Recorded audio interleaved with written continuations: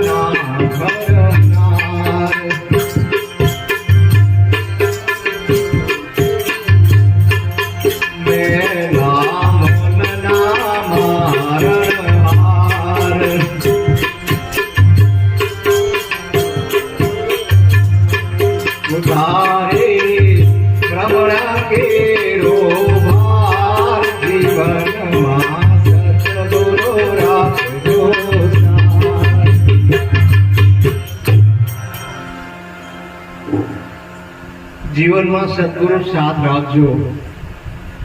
એમાં ઊની આંચ નહીં આવે. આપણે કહેવાય છે ને કે આમ ખીલી ખટકો નહીં લાગે. કે કોઈ સત મહાપુરુષનું સાનિધ્ય જો લેજો તો સેજે સેજે તમે બહુ સાગર તરી જશો. કારણ કે સદગુરુ જીવનના ઘડનાર છે. માતા પિતાએ જન્મ આપ્યો છે પણ ખુદ પોતે બંધનમાં છે. એ નો છોડાઈએ કે કરે. અને સદગુરુ મહારાજ સ્વયં પોતે મુક્ત છે એટલે બીજાને મુક્ત કરાવી શકે અને આ ઘડતર પણ એ કરી શકે. અને એવું કીધું કે મેલા મનના મારણ ભાર. જ્યારે આપણે સદગુરુ ચરણે ગયા ત્યારે તન મન અને ધન સદગુરુ મહારાજને અર્પણ કર્યું.